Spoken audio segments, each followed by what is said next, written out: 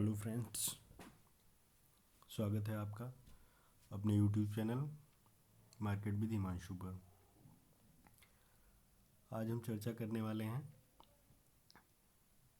भारत की आर्थिक समीक्षा पर, इकोनॉमिक सर्वे 2026। बजट से पहले गवर्नमेंट ने रिलीज़ कर दिया है इकोनॉमिक सर्वे 2026। और ऑनेस्टली बोलूँ तो ये सर्वे हम ट्रेडर्स और इन्वेस्टर्स के लिए बजट से भी ज़्यादा इम्पॉर्टेंट है, क्योंकि इसी रिपोर्ट से पता चलता है कि इंडिया की इकोनॉमिक कंडीशन कैसी है। ये वीक है, स्ट्रांग है, बढ़ रहा है या स्लो है, और सबसे इम्पॉर्टेंट है कि निफ्टी और सेंसेक्स पर इसका क्या असर होने वाला है। पहले तो हम ये जान लेते हैं कि आर्थिक समीक्षा होती क्या है। सरकार द्वारा प्रस्तुत वार्षिक इकोनॉमिक रिपोर्ट है। देश की आर्थिक स्थिति, चुनौतियाँ और संभावनाएं बताई जाती हैं। नीति निर्माण के लिए महत्वपूर्ण डॉक्यूमेंट्स माना जाता है।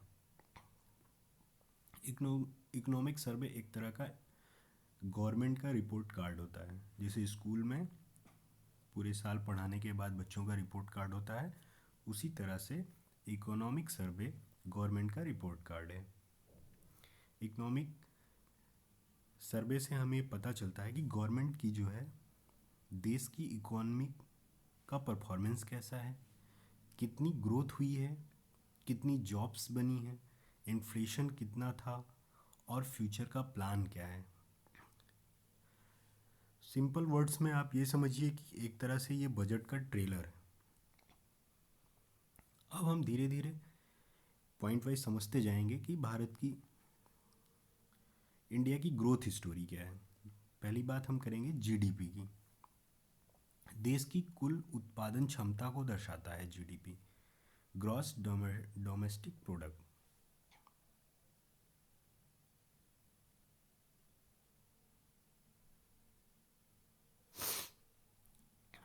सर्वे के हिसाब से इंडिया अभी भी फास्टेस्ट ग्रोइंग इकोनॉमी बना हुआ है। जब US, Europe, China slow down face कर रहे हैं, उस स्थिति में भी इंडिया की इकोनॉमी ग्रोथ जो है वो 6 से 7% मेंटेन है। ये मार्केट के हिसाब से एक ठीक बात है। इसका मतलब ये है कि कंपनीज का प्रॉफिट बढ़ेगा, जॉब्स बढ़ेंगी, स्पेंडिंग बढ़ेगी और मार्केट लॉन्ग टर्म बुलिश रहेगा। इसलिए फॉरेन इन्वेस्टर भी इंडिया में पैसा डाल सकते हैं। ओवरऑल मार्केट ग्रोथ ठीक रहे।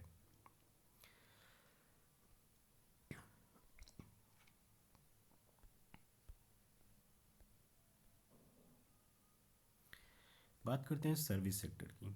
आईटी, बैंकिंग, टूरिज्म और टेलीकॉम मुख्य हिस्सा है। Budget global IT service hub बन चुका है। Bharat global IT service hub बन चुका है। रोजगार सृजन में सर्विस सेक्टर की बड़ी भूमिका है। अगर बैंकिंग की बात करें तो सर्वे से क्लियर है कि एनपीएस जो है लोवेस्ट लेवल पर है, बैंक का प्रॉफिट रिकॉर्ड हाई पर है, UPI transaction historic high level पर है, डिजिटल पेमेंट बूम बूम कर रहा है। मतलब ये है कि बैंक ऑफ हेल्दी हैं। अगर बैंक्स स्ट्रांग हैं तो पूरा मार्केट स्ट्रांग है। इसलिए बैंक निफ्टी और बैंकिंग स्टॉक में लॉन्ग टर्म पॉजिटिव ट्रेंड बने रह सकते हैं। इंफ्रास्ट्रक्चर और गवर्नमेंट की स्पेंडिंग। मैन्युफैक्चरिंग सेक्टर की बात कर लेते हैं। मेक इन इंडिया से इंडस्ट्रियल ग्रोथ को बढ़ावा मिला है। ऑटोमोबाइल, इलेक्ट्रॉनिक्स और फार्मा मुख्य इंडस्ट्री हैं। एफडीआई से प्रोडक्शन कैपेसिटी बढ़ रही है।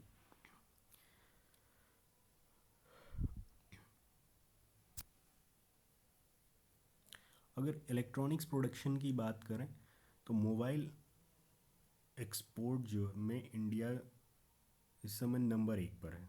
सेमीकंडक्टर प्रोडक्शन बहुत अच्छा है। मतलब कंपनीज इंडिया में शिफ्ट हो रही हैं।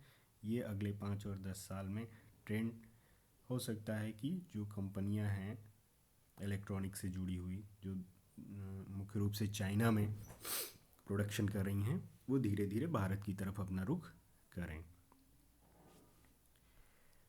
एग्रीकल्चर और रूरल डिमांड भारत बड़े कृषि उत्पादक देशों में से एक है। करोड़ों लोगों की आय का मुख्य स्रोत कृषि है। सरकारी योजनाएं किसान आय बढ़ाने पर केंद्रित हैं। तो इकोनॉमिक सर्वे से हमें पता चलता है कि फार्मर्स की इनकम बढ़ रही है, एग्री टेक यूज़ हो रहे हैं, रूरल डिमांड बढ़ रही है। मतलब कि एफएमसीजी सेक्टर, कंपनियां जो ट्रैक्टर्स बनाती हैं, एग्रीकल्चर इक्विपमेंट्स बनाती हैं, फर्टिलाइजर स्टॉक को सपोर्ट मिलेगा। इसलिए निफ्टी स्टॉक में नई रूरल थीम्स स्टॉक को भी देखना चाहिए। बात करते हैं इन्फ्लेशन की।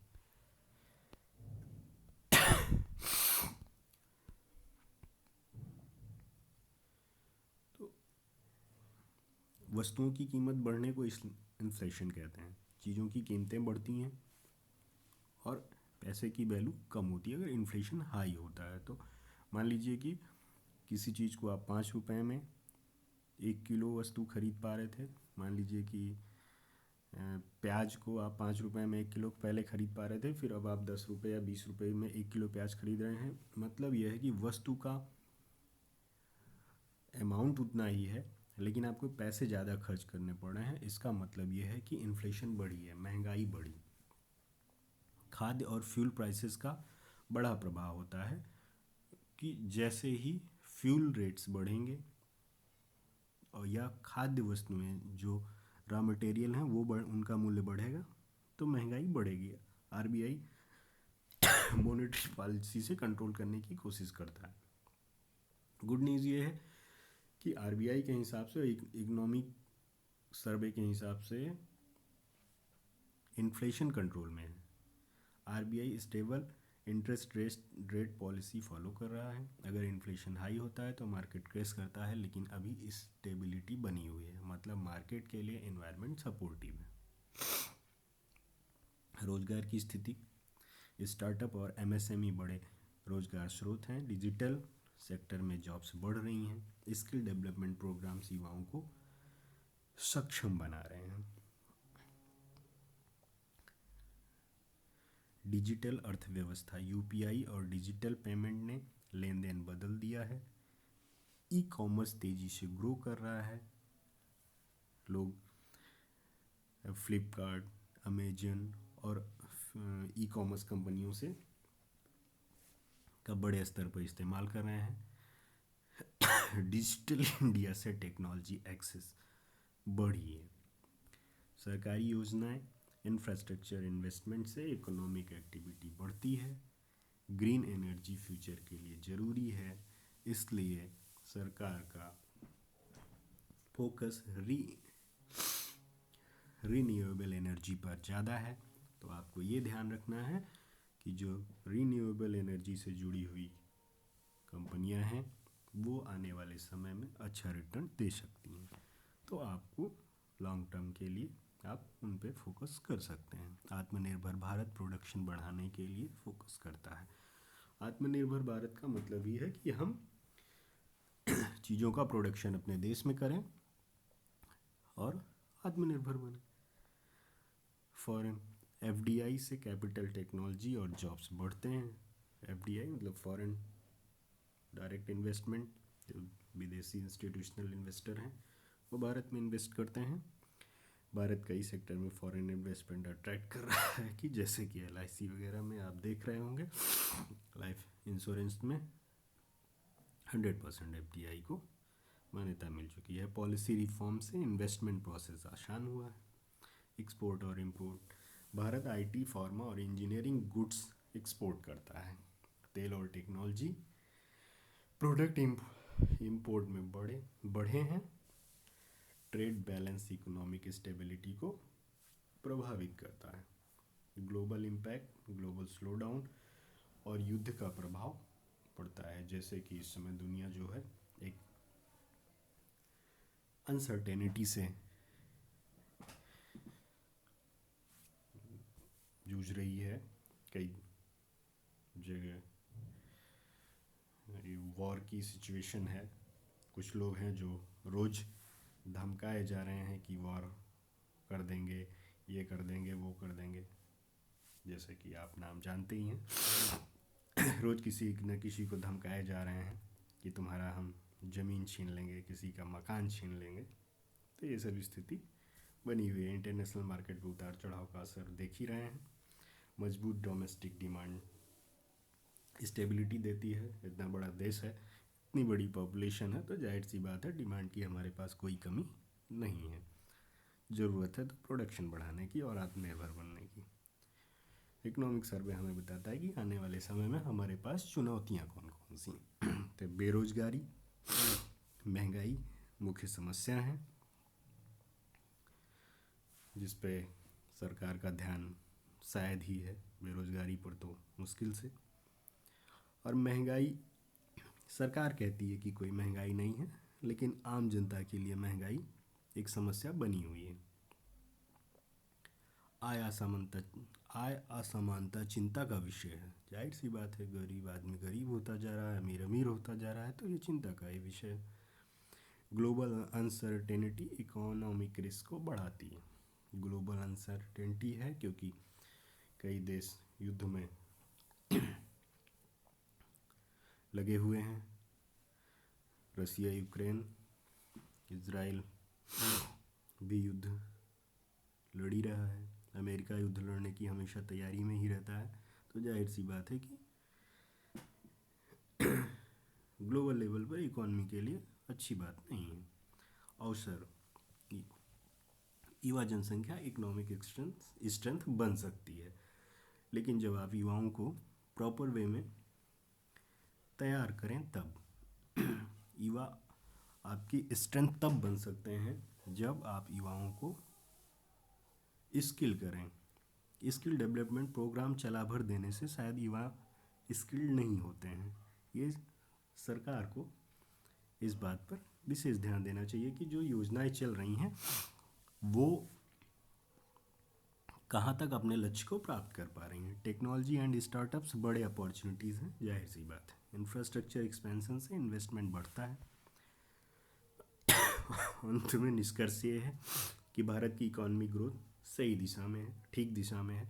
सुधार, इनोवेशन में इन्वेस्टमेंट फ्यूचर की है। जाहिर सी बात है 2026 इकोनॉमिक अपॉर्चुनिटी का महत्वपूर्ण वर्ष हो सकता है। कल 1 फरवरी को हमारा बजट भी है,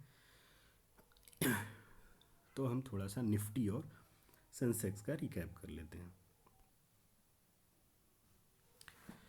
निफ्टी की बात करें तो निफ्टी अभी जो है वो इसी जोन में ट्रेड कर रहा है। जब ये 350 के ऊपर जाए, स्टेबल हो और उसके ऊपर मूव करता है, तब आप ऊपर की तरफ ट्रेड देख सकते हैं। तीनों चारों मूविंग एवरेज आसपास ही दिख रहे हैं। इसका मतलब है कि अगर इसके बीच में फंसता है निफ्टी तो साइडवेज रह सकता है। 50 डे का मूविंग एवरेज अगर ब्रेक करता है तो फिर यहाँ तक का 25,200 के आसपास तक की अपॉर्चुनिटी बन सकती है। लेकिन कल के लिए, कल संडे के दिन मार्केट ओपन है। मैडम फाइनेंस मिनिस्टर बजट पेश करेंगी, तो जाहिर सी बात है कि मार्केट में उथल पुथल होने वाली है। अगर हम ऑप्शन चेन की बात करें तो आप देख रहे होंगे कि एट द मनी पे प्रीमियम्स बहुत ज़्यादा हैं। तो आपके लिए ये एक खतरे की घंटी है, क्योंकि कल जो है वो प्रीमियम्स पिघलने वाले हैं। इतना अप डाउन होने वाला है कि जब तक आप प्लान करेंगे ना कि मार्केट ऊपर जा रही है, मैं ऊपर की तरफ एक ट्रेड ले लूँ, मैं फिर नीचे जा रही है, नीचे की तरफ ट्रेड लूँ, तब तक पता चलेगा कि वो मूव आपके हाथ से निकल गया और आप फंस गए। तो बड़ी बात यह है कि आप जो है कल केवल मार्केट को वॉच करें, बजट को ध्यान से सुनें, समझें और आगे के लिए स्ट्रेटजी प्लान करें, ना कि आग में कूद जाएं। ये ज़रूरी बात है।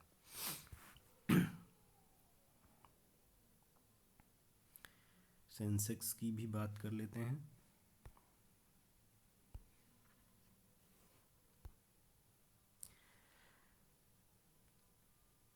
बयासी 2,161 की क्लोजिंग है और आप ये देख रहे होंगे कि 200 डेज के मूविंग एवरेज से इसने जो है रिजेक्शन लिया है। और यहाँ पे आप ध्यान देंगे कि ये जो ब्लैक वाली लाइन है 200 डेज का मूविंग एवरेज, यहीं से रिजेक्शन ले रहा है। तो इसे 82,400 के ऊपर टिकने दीजिए, फिर जो है इसके ऊपर के लिए ट्रेड प्लान करिए। नीचे की तरफ 82,150 का लेवल मार करके रखिए। ऑप्शन चेन देख लेते हैं।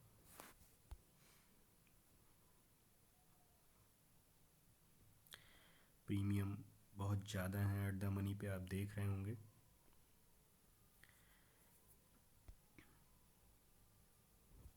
$750, $650 प्रीमियम है, 800। तो जाहिर सी बात है कि प्रीमियम बहुत ज़्यादा टूटने वाले हैं, इसलिए आपको ध्यान रखने की ज़रूरत है। एक बात ध्यान रखेंगे कि कूदना नहीं है। कल ट्रेड करने का मतलब आग में कूदने जैसा है। लकली आप कुछ बना लें तो ठीक है, बाकी तो मुश्किल ही है। वीडियो अच्छी लगी हो तो लाइक करें, सब्सक्राइब करें और शेयर करें। Thank you so much.